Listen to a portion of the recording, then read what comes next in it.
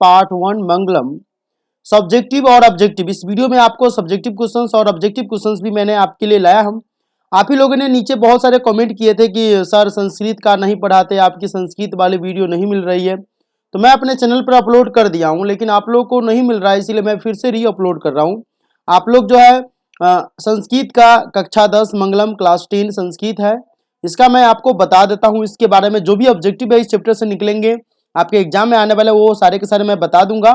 और साथ ही साथ इस चैप्टर के जितने सब्जेक्टिव क्वेश्चंस हैं जो पूछे जा सकते हैं, जो वीवीआई है, वो मैं आपको बताऊंगा। तो चलिए वीडियो को शुरू करते हैं और आपसे रिक्वेस्ट करते हैं कि अगर आप चैनल पर नए हो तो चैनल को सब्सक्राइब कर ले और बेल नोटिफिकेशन को ऑन कर दे, ताकि जैसे मैं अगले चैप्टर जो वीडियो डालूं तो आपको नोटिफिकेशन मिल जाए और आप इस वीडियो को देख लें। और मैं आपको बता दूं कि इस चैनल पर आपको जो है अलग अलग सब्जेक्टों की जो है आपको वीडियो मिलती रहेगी। तो आप लोग इंतजार करते रहिएगा। आप लोग चैनल को सब्सक्राइब करके बेल नोटिफिकेशन को ऑन नहीं किए हैं। बहुत बच्चे बेल नोटिफिकेशन को ऑन नहीं किए हैं। लगभग मेरा जो सब्सक्राइबर है वो 1000 प्लस हो गया है, लेकिन बेल नोटिफिकेशन बच्चे लोग सब्सक्राइब मतलब ऑन नहीं किए हैं, जिसके कारण उनको नोटिफिकेशन नहीं जाता है। तो चलिए मैं आपको बता दूं कि संस्कृत कक्षा 10 मंगलम क्लास 10 संस्कृत का है। यहाँ पर हम ऑब्जेक्टिव लिए, टोटल 19 ऑब्जेक्टिव जो है इंपोर्टेंट ऑब्जेक्टिव वही मैंने चूज किया हूँ, तो वो आपको पढ़ने हैं। तो देखिए उपनिषद के रचनाकार कौन है, तो उपनिषद के रचनाकार कौन है, इसमें 4 ऑप्शन आपको दिया गया। महात्मा विदुर, महर्षि वाल्मीकि, महर्षि वेदव्यास, कालिदास।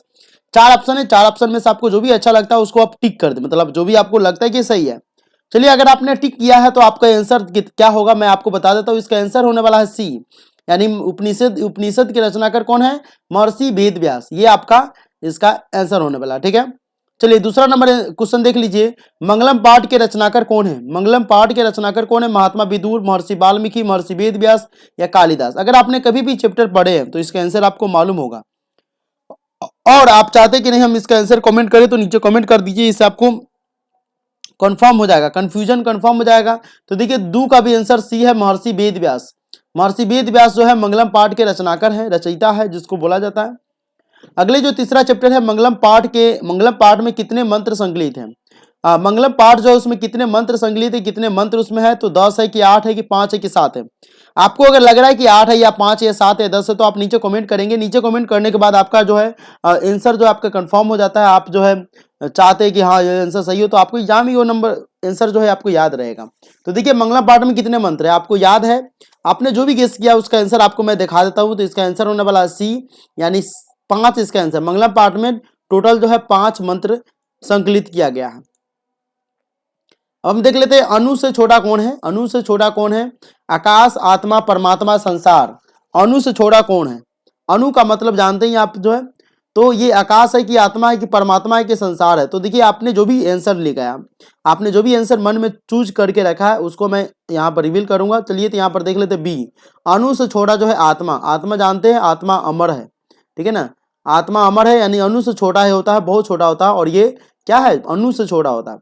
चलिए आगे देख लेते हैं किसकी जय होती है। किसकी जय होती है, सत्य की कि असत्य की कि क्रोध की मोह की। तो आप तो जानते होंगे, इसका आंसर तो आपको सबको मालूम होगा कि ये जानते हैं ना, इसी पर आप लोग टिक लगाए होइएगा। तो चलिए हम इसका आंसर भी दिखा दें, यही आंसर होने वाला है। किसकी जय होती है, तो सत्य की हमेशा जय होती है, ठीक है ना। जैसे राम और रावण की लड़ाई हुई तो राम जो है सत्य पर थे तो उनकी जय होती है। आजकल भी देखते हैं ना, बच्चा जन्म लेता है तभी भी और मरता है आदमी तभी भी राम नाम सत्य होता है, ठीक है। चलिए आगे देख लेते हैं बहती नदी कहाँ मिलती है। बहती नदी सरोवर में मिलती है कि नदी में मिलती है या समुद्र में या तालाब में। 4 ऑप्शन है, आपका जो आंसर है आप उस पर टिक कर लीजिए और आप मन में चूज कर रखिए, या फिर आप नीचे कमेंट करके भी दे सकते हैं। चलिए हम आपको लाइक करके दे देंगे आपका जो भी आंसर सही रहेगा। तो 6 का आंसर क्या होगा, तो 6 का आंसर होगा सी, बहती नदी जो होता है समुद्र में मिलती है। बहती नदी जो होता है लास्टली में जितने भी नदी है वो लास्टली में वो जा करके उसका एंडिंग पॉइंट जो होता है वह समुद्र में होता है और समुद्र में जाकर ही मिलेगा। आगे देख लेते हैं जंतु के हृदय रूपी गुफा में क्या स्थित है। जंतु के हृदय रूपी गुफा में क्या स्थित है, तत्व है कि शरीर है कि देवता है कि राक्षस है। तो जंतु के हृदय रूपी गुफा में जो है स्थित है वो मैं आपको यहाँ पर बता देता हूँ। जंतु के हृदय रूपी गुफा में देवता है या राक्षस है, शरीर या तत्व। तो देखिए इसका आंसर होने वाला तत्व, क्योंकि जंतु के हृदय रूपी गुफा में जो है वह तत्व जो होता है स्थित होता है, ठीक है। आगे देखिए ब्रह्मा को प्राप्त करने के विषय में बताया गया है। इस चैप्टर में मंगलम पाठ में ब्रह्मा को प्राप्त करने के बारे में बताया गया है, वो क्या है, कठोपनिषद है या ईशावास्य उपनिषद है या श्वेताश्वतर है या मुंडकोपनिषद है। 4 ऑप्शन है, 4 ऑप्शन में से आपको जो आंसर लगता है आप लगाइए, नहीं लगता है तो इसका आंसर देखिए डी है, मुंड मुंडकोपनिषद। मुंडकोपनिषद से ब्रह्मा को प्राप्त किया जा सकता है। मुंडकोपनिषद मंगलम चैप्टर जो है क्लास 10 की है, उसमें से आपको बताया गया। चलिए, देवलोक का निर्माण, देवलोक का मार्ग किससे प्राप्त होता है? तो देवलोक का मार्ग सत्य से, कि सत्य से, कि क्रोध से, कि मोह से? इसका भी आंसर आपको मालूम ही होगा, आप लोग भी टिक करे होइएगा सत्य में। तो चलिए हम आप लोग जो टिक करे होइएगा उसका आंसर आपको दिखा दे, तो वही आंसर है, देवलोक का जो है मार्ग जो है सत्य से प्राप्त होता है। आगे देख लेते हैं, सत्य से क्या प्राप्त होता है? सत्य से पृथ्वी लोक प्राप्त होता है, कि नरक लोक, देवलोक, या कोई नहीं? आप लोग जानते ही होंगे सत्य से क्या होता है, स्वर्ग प्राप्त होता है। स्वर्ग कहाँ है? तो देवलोक में। तो ये आप लोग आंसर तो सी में ही मारे होइएगा, नहीं इसका आंसर भी दिखा देते तो सी ही होगा, सत्य से क्या प्राप्त होता है? तो देवलोक। चलिए आगे देख लेते हैं, मृत्यु को बस में कौन कर लेता है? मूर्ख, ज्ञानी, विद्वान, या कोई नहीं? मृत्यु को बस में कौन कर लेता है? तो इसका तो आंसर होने वाला है कि कोई भी इसको मृत्यु को बस में नहीं कर सकता है। तो ये कौन मृत्यु को बस में कौन कर लेता है? तो कोई नहीं इसका आंसर होना चाहिए। लेकिन विद्वान आदमी जो होता है वो मृत्यु को बस में कर लेता है। जैसे देखिए बहुत सारे आदमी ऐसे होते हैं जो विद्वान होते हैं, जैसे कि मान लेते हैं कि किसके बारे में, तो एक सिंपल आदमी से भगवान बन जाते हैं। जैसे में आप ले लीजिए, तो इनका ले लीजिए, बौद्ध धर्म के जो थे गौतम बुद्ध, वो क्या थे? मृत्यु को बस में कर लेते थे, मृत्यु को बस में कर लिए थे, और अपना लास्टली पॉइंट पे वो मालूम था कि उनको कब उनको जाना है। उसके बाद जो है मृत्यु को बस में कौन कर लिए थे? मृत्यु को बस में जो है आप देखते हैं महाभारत में जो होता है, तीर के सिया पर सोए रहते हैं और फिर भी जो है वो अपना मृत्यु को बस में कर लेते। तो बुद्धिमान जो आदमी होता है, विद्वान आदमी जो होता है, जिनको हर ग्रंथ का ज्ञान होता है, वो सारे जो होते हैं मृत्यु को बस में कर सकते हैं, ऐसा कहा गया है मंगलम चैप्टर में। ठीक है, चलिए, किसकी जाय नहीं होती है? तो सत्य की जाय नहीं होती है, सत्य की कभी भी जाय नहीं होती है, इसका आंसर बी सही है। आगे देख लीजिए, उपनिषद में किस महिमा का वर्णन किया गया है? जो मंगलम चैप्टर है इसमें किस महिमा का वर्णन किया गया है? तो हम आपको बता दें कि इसमें 100 विषय है, पर पुरुष या देव पुरुष या परम पुरुष। तो देव पुरुष या परम पुरुष या क्या होगा? तो इसका आंसर हो जाएगा परम पुरुष के। उपनिषद में जो है परम पुरुष का जो है वर्णन किया गया। उपनिषदों की संख्या कितनी है? 109, 108, 105, 11। उपनिषदों की संख्या जो है आपको यहाँ पर देख लीजिए, जो भी टिक लगाए थे 105 होता है। उपनिषद की संख्या 105 होती है। ठीक है, आगे देखिए, आत्मा के गूढ़ रहस्य की किसमें व्याख्या की गई है? आत्मा के गूढ़ रहस्य की किस में व्याख्या की गई है? कठोपनिषद। ये तो आप देख सकते हैं 15 नंबर क्वेश्चन शायद हमको लगता है कि, तो इसमें हो जाएगा कठोपनिषद। आत्मा के गूढ़ रहस्य की किस व्याख्या की गई है? कठोपनिषद में। चलिए 16 नंबर देखिए, परमात्मा की महिमा का वर्णन किसमें किया गया? परमात्मा की महिमा का वर्णन कठोपनिषद में, या ईशावास्योपनिषद में, श्वेताश्वरम में, या मुंडकोपनिषद में? तो परमात्मा की महिमा का वर्णन किसमें किया? आप लोग जो सोचे हैं उसका आंसर मैं दिखा देता हूं। इसका आंसर होने वाला बी, ईशावास्योपनिषद में। ईशावास्योपनिषद में ये परमात्मा की महिमा का वर्णन किया गया।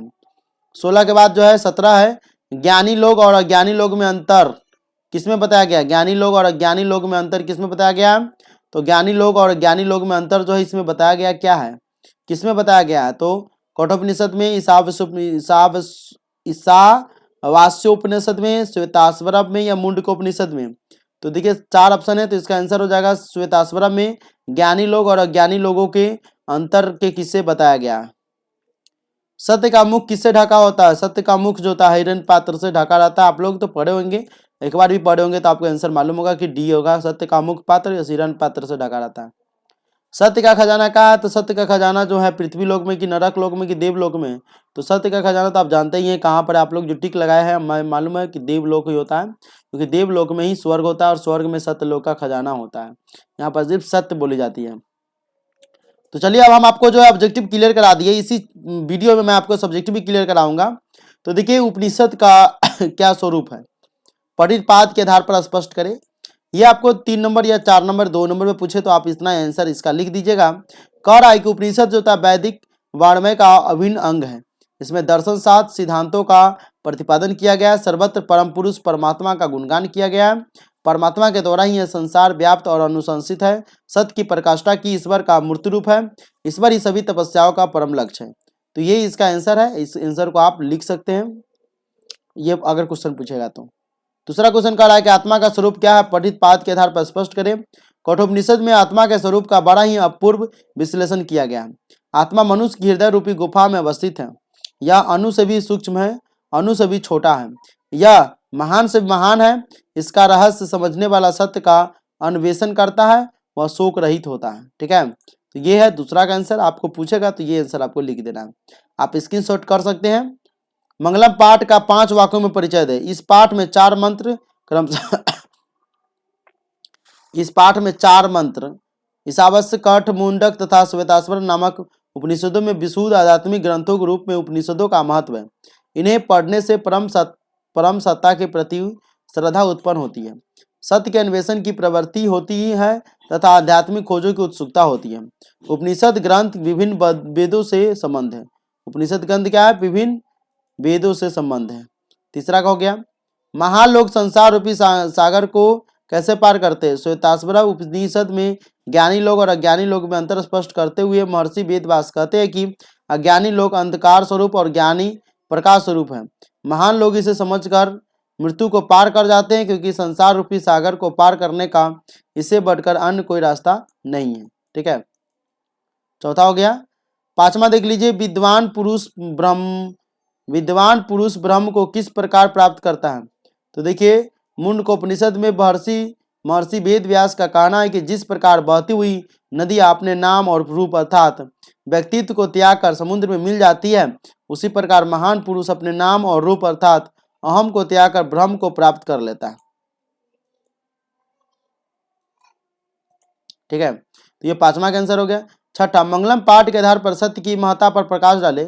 तो सत्य की महत्ता का वर्णन करते हुए महर्षि वेदव्यास कहते हैं कि हमेशा सत्य की ही जीत होती है, मिथ्या कदापि नहीं जीतता। सत्य से ही देवलोक का रास्ता प्रस्त है। मोक्ष प्राप्त करने वाले ऋषि लोग सत्य को प्राप्त करने के लिए ही देवलोक जाते हैं, क्योंकि देवलोक सत्य का खजाना है। ठीक है, और इसीलिए वहां पर सब लोग जाते हैं। चलिए, तो ये छठा क्वेश्चन हो गया। सातवां क्वेश्चन कह रहा है कि मंगलम पाठ के आधार पर आत्मा की विशेषताएं बताएं। मंगलम पाठ में संकलित कठोपनिषद के लिए गाये मंत्र में महर्षि वेदव्यास कहते हैं कि प्राणियों की आत्मा हृदय रूपी गुफा में बंद है। यह सूक्ष्म से सूक्ष्म और महान से महान है। इस आत्मा को बस में नहीं किया जा सकता। विद्वान लोग शोक रहित होकर परमात्मा अर्थात ईश्वर का दर्शन करते हैं।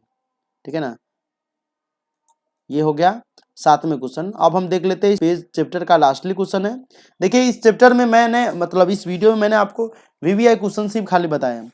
अगर आपको वीडियो पसंद आता है, इस तरह की और भी कुछ वीडियो आप चाहते हैं कि मैं बनाऊं, तो आप लोग क्या करें, नीचे कमेंट करें और लिखें कि सर आप और भी इस तरह की वीडियो बनाएं, तो मैं आपको आगे बना करके दूंगा और भी सब्जेक्ट की। अन्यथा मैं चैनल पर जो दूसरा सब्जेक्ट जैसे कि मैथ का वीडियो बना लूंगा।